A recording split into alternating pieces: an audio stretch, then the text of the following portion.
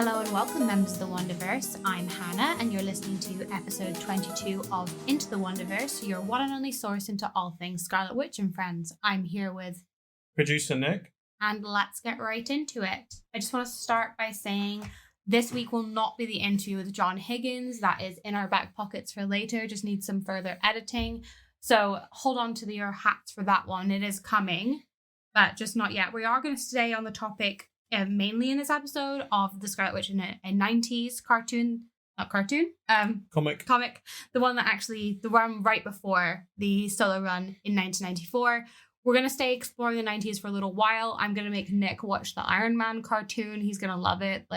We'll probably do a couple of episodes about that. And then also we're going to talk about the Force Works comics after we've seen the cartoon and a couple of other stuff, because the 90s is such a fun era for Wanda stans. But we are going to start with news because there's been so much lately. So obviously, first off, there was that Easter egg in the Russo brothers' new film, The Electric State, where the robot can be seen reading an Avengers Avengers comic. I literally can't say the word comic tonight for whatever reason. Avengers comic. The Witch is back. And it's got Scarlet Witch on the cover. It's very definitive. Wondering if that's an Easter egg or not. Sure. I don't know. It's so deliberate. Well, I don't hold much faith in the Russo brothers doing anything deliberate, to be honest. They seem to have accidentally made a movie that cost $320 million, and somehow it's the darker than Scarlet cover. It's a very iconic Scarlet Witch cover. It was recently remade for the new Scarlet Witch comic series in 2023. There was a tribute cover. It seems deliberate to me. The literal caption is "The Witch is back." I don't know why else they would put it in. It's not anything to do with Doomsday, or you'd think it would be a Doctor Doom reference would be the most obvious thing to put in. It's a Netflix movie. The only I don't know. It doesn't seem. Nick is not sold. Nick is not sold on I'm this not one. sold. And then Lizzie's been talking the Scarlet Witch a couple of times now. So we had Lizzie saying that she's been lucky enough to play the character for over 10 years and she'd love to keep doing it. And then more recently, she said that her dream and what she actually pitched was that she would come back as an old version of the Scarlet Witch that they find in a cave. The good news is, if she's telling us this, it means that the people at Marvel said no, because nobody wants that, Lizzie. Nobody wants you to be an old, gnarled version of the Scarlet Witch. If we had a take like that in the comics? Yes. So in the Trial of Magneto, we saw an older version of Wanda, the Mother Maiden Crone. You should read the Trial of Magneto. It's really good. And we saw Wanda kind of coming to terms with having a future and a life. And also Wanda got made old at one point, and there's an old version of her in the visions I still love you even though you're old. I think it's from the 80s. I can see the panels in my mind. In my mind, Wanda's been old a couple times. She loves to be old. Excitingly to me, because I've been screaming and praying and crying and throwing up to this for a wee while, we got to announce this week that we are getting a bust of the Russell Dontman Scarlet Witch coming from Diamond Select, and it is available for pre-order now. It's not releasing until the last quarter of this year. It will retail for $99. It's not currently shipping to the UK, but don't worry, I've already been in their inbox begging for them to release how we can get it in the UK. It is available for shipping in the US and Canada, as well as Hong Kong and China and Brazil. Quite an interesting selection of countries from Diamond Select, but it's so good that Diamond Select are back up and running and giving us comic stuff. Hopefully they'll give us a figure next, or even a full-scale statue. I just want there to be an avalanche of comic-based merch for female characters. It is something that we do not see a lot.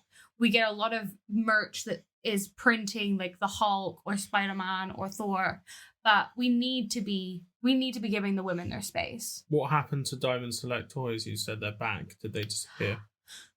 So I can't really make sense of it. I had heard they'd gone bankrupt, is something that I had heard.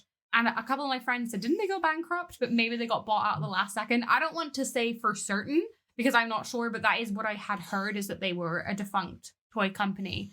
But they're obviously not. No, they're back. And their website is very up to date. They've got a lot of good merch items on there, especially if you're looking for comic stuff. I would really, really, really hope that either Hasbro or Diamond Select would give us a Wanda comic figure, an up-to-date one. You know, I think there's a lot of merch of her in the red bathing suit, and we can probably put the red bathing suit to rest for a wee while now. Like, it's been a while since that was her comic book costume. Can we move on? MoveOn.com is what I'm asking. Like, it's iconic, but you know, we don't see Natasha in her first comic book costume because it was weird. There's been a lot of chat about Doomsday. I saw the Russo brothers saying that the art that was released has nothing to do with them. It's not their artwork, but whether or not that's just a bit of a cover-up job or not remains to be seen. Yeah, again, I don't really trust anything the Russo brothers say. Nick is deciding, we love the Russo brothers here on this podcast and we mean them no harm. Nick. And then the most confusing news of the week, TVA issue 4 was released. And after being told that it's not our Scarlet Witch, it's just a very similar variant, the panels do not seem to imply that, because we see Spider-Gwen finding the Scarlet Witch in the TVA and saying, that looks exactly like the Scarlet Witch who was crushed under Wundagore Mountain, and freeing her. So whether or not it is going to be our Scarlet Witch or not, I really don't know at this point. I feel confused. Frees her and then Nightmare shows up. Yes. Is that right? Mm-hmm. And Nightmare says, I knew you were the one to free her. Gwen, yeah. And we also see Wanda's eyes come open, and that's the end of the comic. So we're going to have to wait. When's the next issue? I think May now. Okay. Or that might just be Wanda's experience, maybe April. Okay. Can't remember. But, you know, I'll keep you updated on anything that goes on. I'm really not sure what they're doing with this comic. It's fun to read. It's a lot of fun.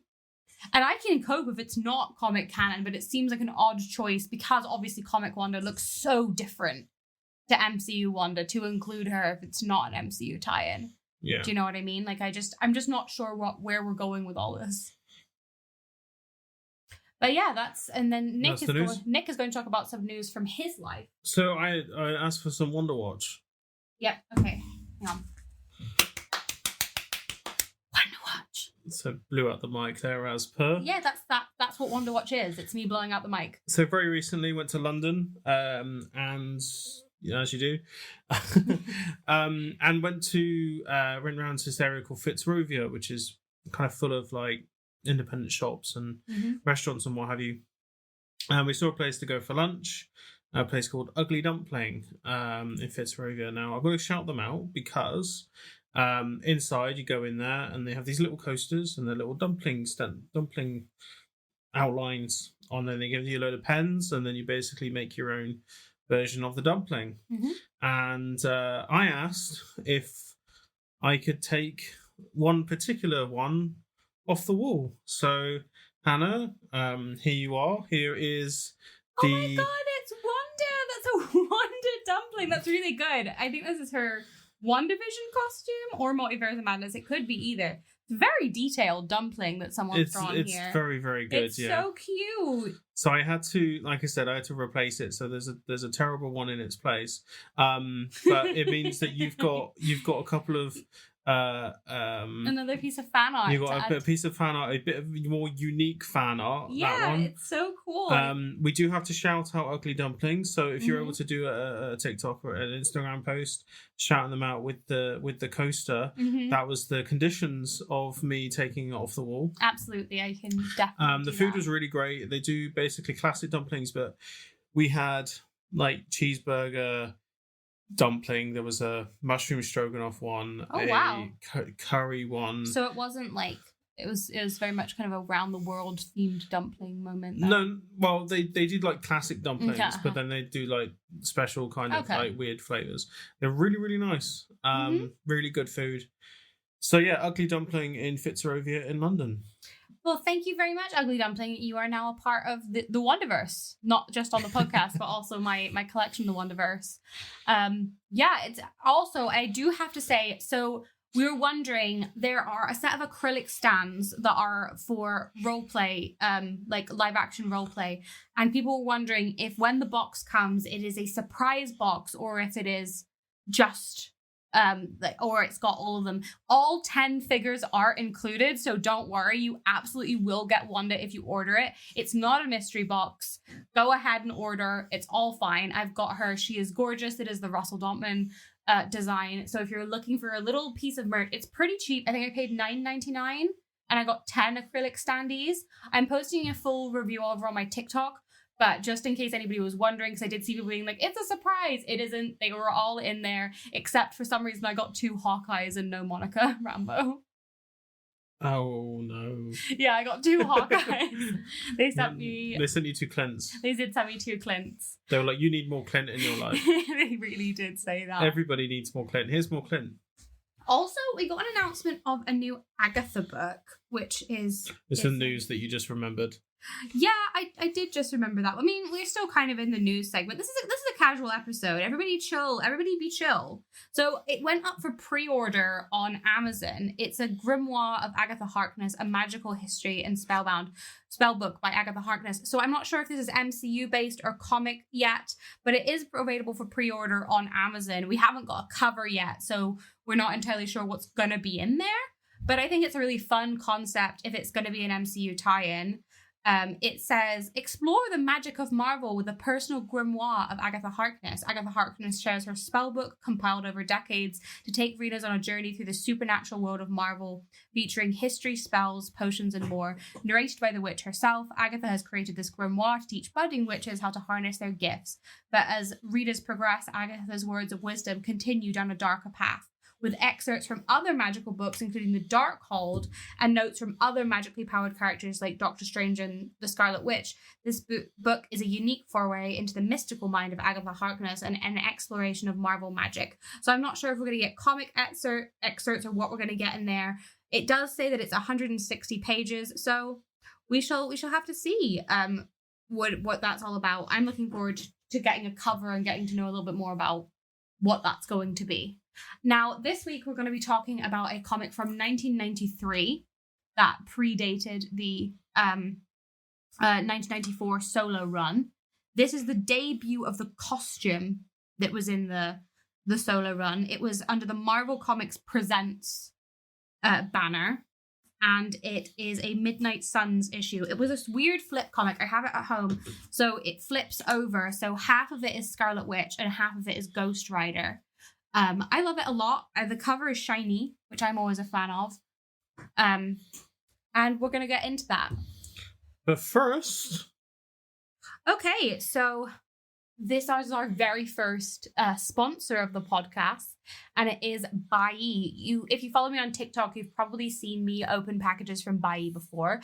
They are a Japanese shipping service that allows you to buy from Japanese Mercari and then get the stuff shipped to you. So there's a lot of Japanese exclusive merch out there.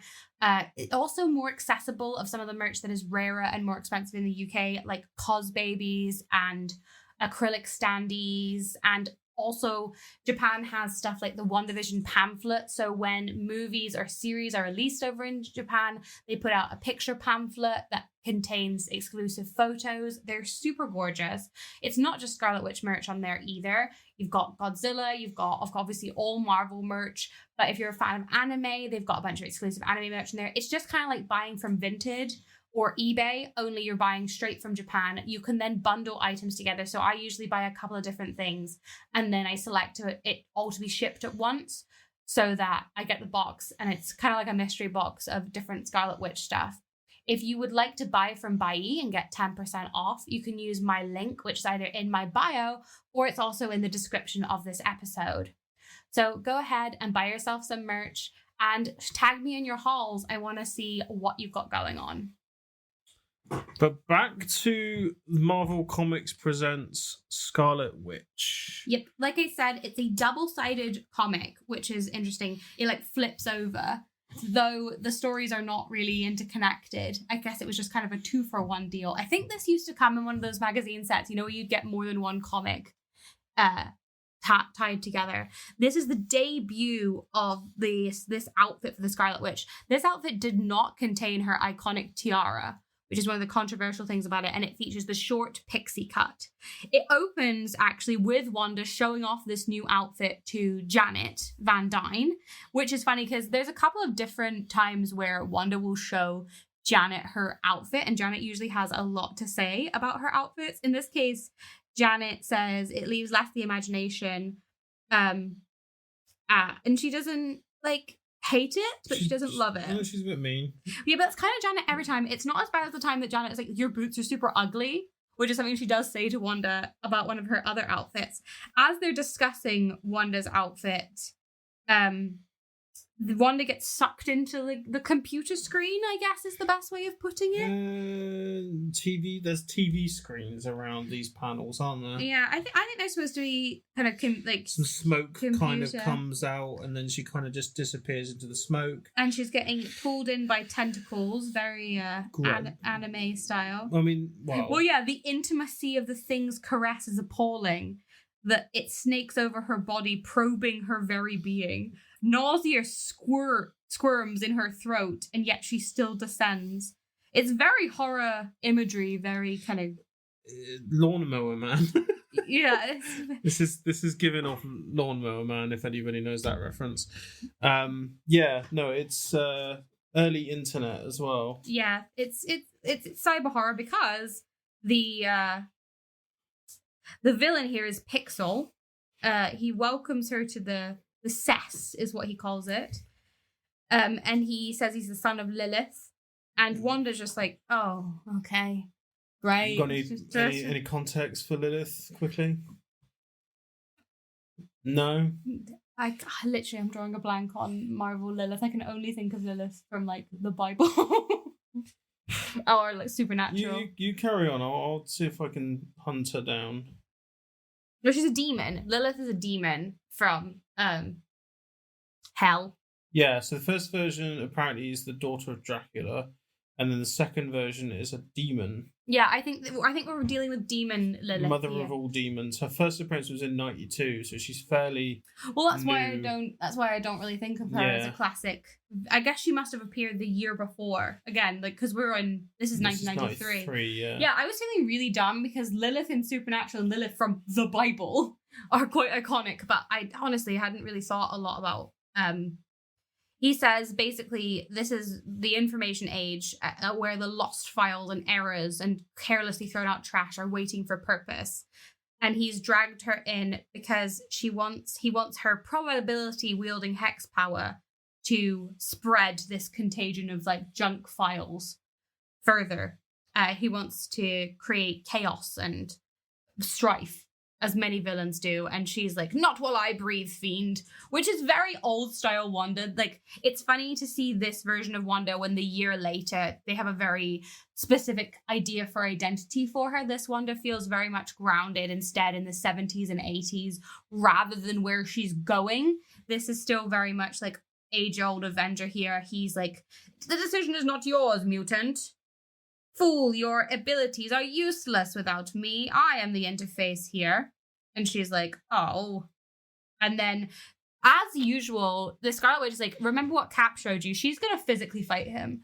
I told you this. They love to reference her training through, she's talking about Captain America here. And then the other one, she's like, I was trained by, what's his, why was I forgotten? John Walker.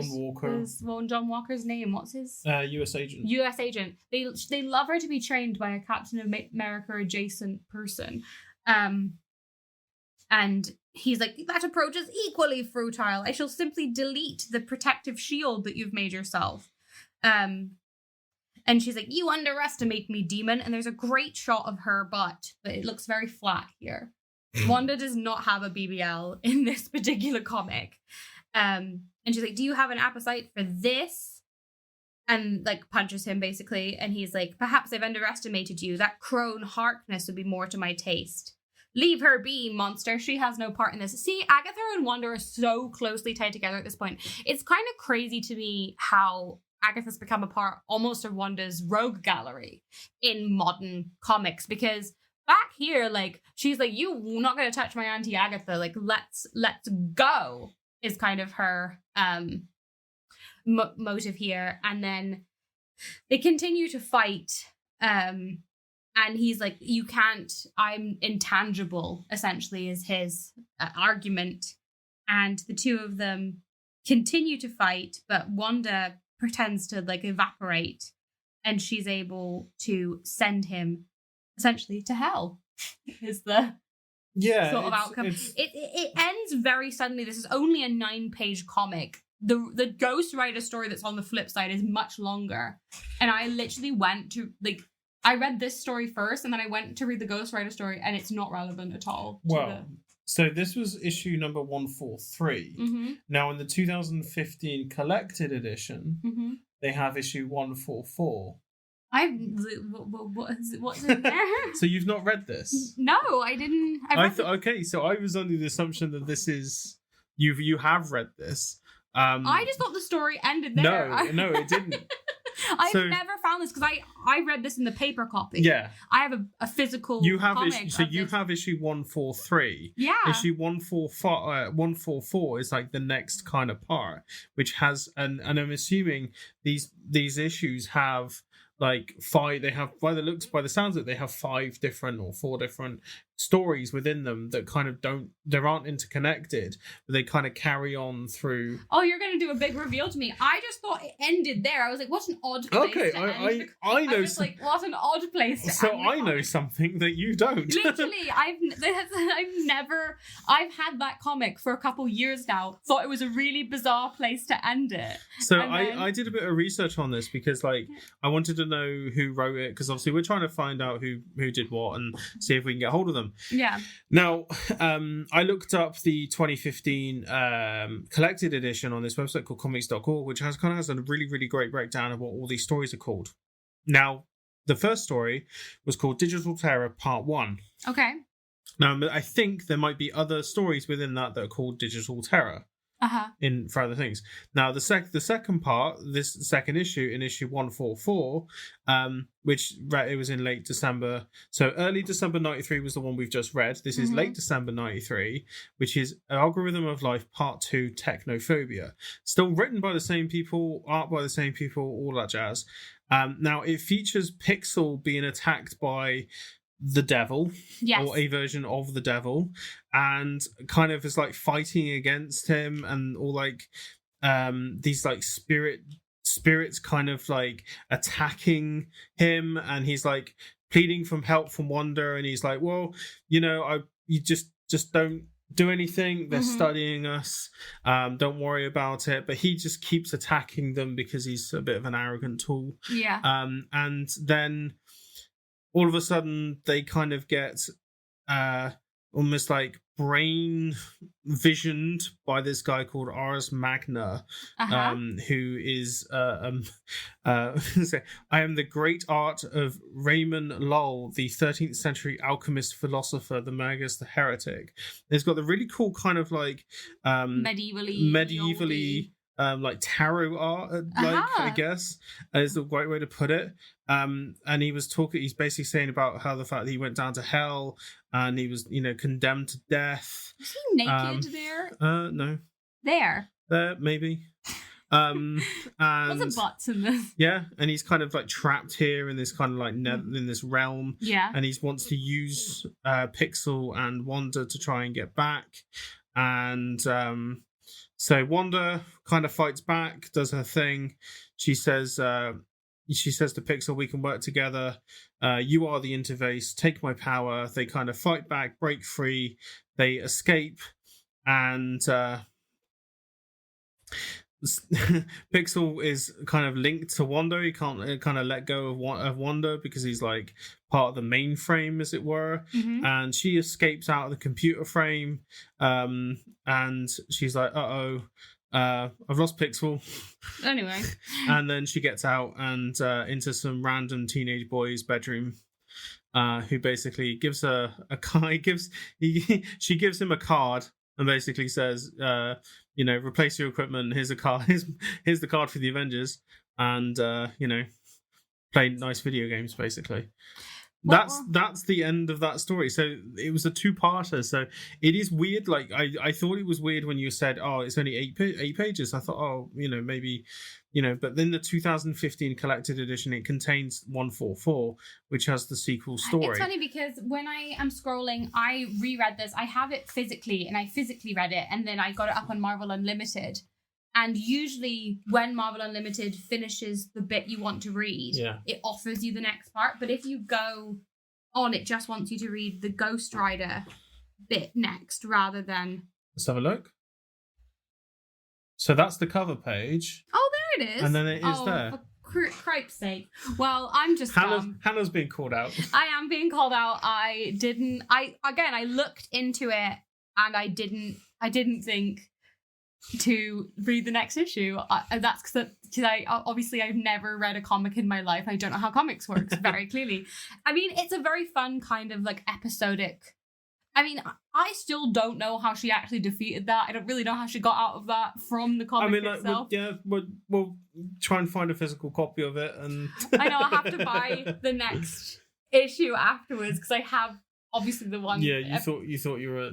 I had it because the other side is Ghost Rider. How was I supposed to know that it carried on else? Because it doesn't say like. Is it the other side is Ghost Rider? So when you flip it, so it's like so. Is it this cover of the Ghost Rider? No, I've read the other half, which is just a Ghost Rider. So it goes like this, it's like a flip book. Yeah. No, it doesn't. I have read the cover to cover the whole thing, both sides of it. Just wanted to be sure. The Wanda side is much shorter than the Ghost Rider story. Right. So by the sounds of it, like you got 144 to get as well. I need to buy 144. Absolutely. So this was done by a guy called I can't even say his name. Cefin. Seth. I'm trying to. You're trying to zoom in, but I'm trying to zoom in and failing miserably. Sefin Ridout. I think that's how you say his name. Drawn by Charlie Adlard. So I know that Sefin is a British writer. So yet again, it'll be Irish, and it'll be an Irish name, and it will not be pronounced the way you're pronouncing it. Okay. Well, I have him down as British because I looked him up. Anyway, so we'll see if we can kind of. No, he's from Hastings, England. You're right. So he's a British comic book editor. They were all working for Dark Horse, so yeah. So it's the early. Seems like a lot of in the 90s. You're getting a lot of kind of British creatives into. That's something we touched on with John Higgins. Yeah, so we talked a lot about that with John Higgins. With that. But yeah, I like it's a fun little moment. It definitely doesn't.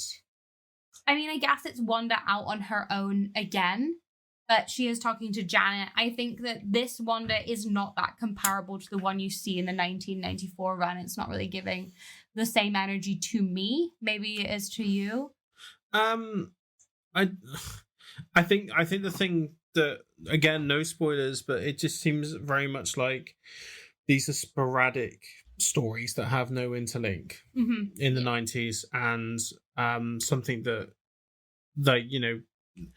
we don't get the interconnectedness really, one story to the next, and really until the 2000s. Late 90s, early 2000s. I think there was a lot of comics in the 70s with the Avengers. Well, no, but I mean, like, in terms of like this era of Marvel, like, it's a very, very messy era. Yeah, I think that they're definitely trying out different things for Wanda in these like stories. I think they were very much trying to find her identity. Who is she outside of the Avengers? And, she's never really been that connected to the X-Men other than obviously Magneto being her father. I think they're definitely trying to work out who she is. This is going to be a little bit of a shorter episode because this is only a very short comic.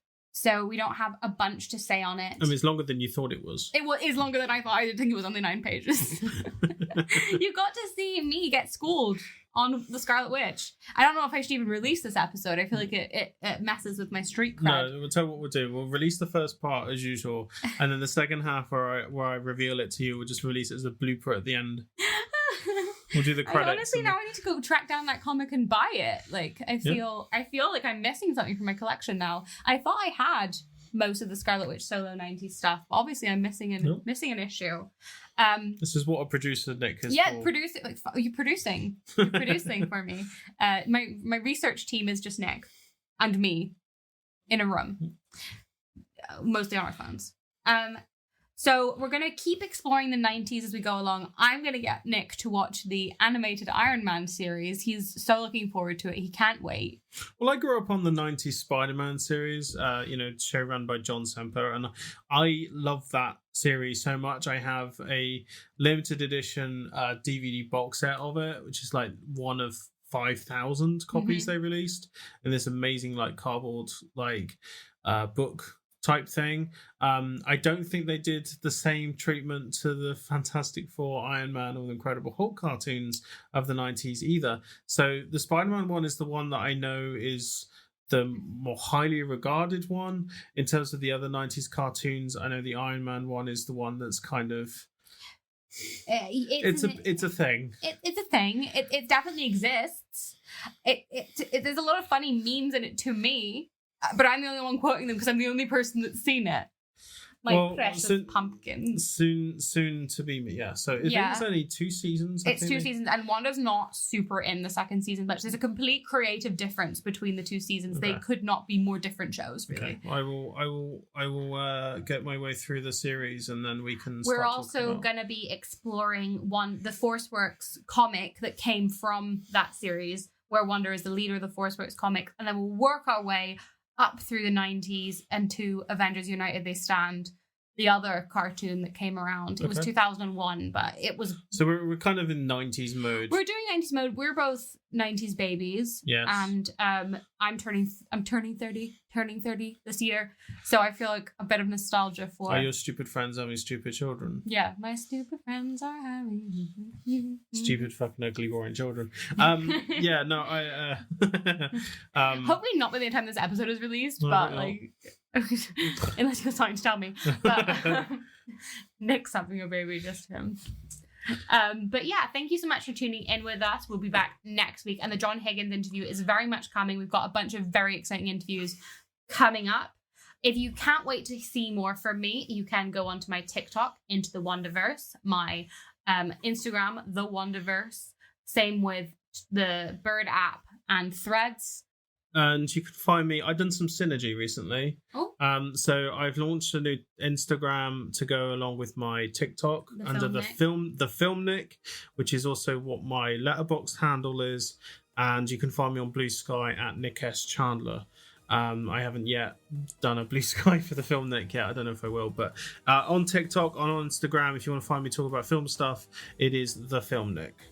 We want to thank, as always, the wonderful, amazing, talented Lili for her gorgeous, gorgeous podcast art that we do not deserve. Is so amazing. Follow her. Check out all of her gorgeous artwork. Music by Melody Ray Griffiths. And until I see you next time, stay magical.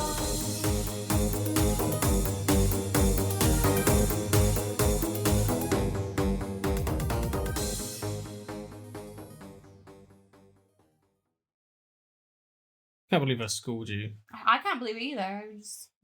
I feel really I feel like a loser. I feel like a loser.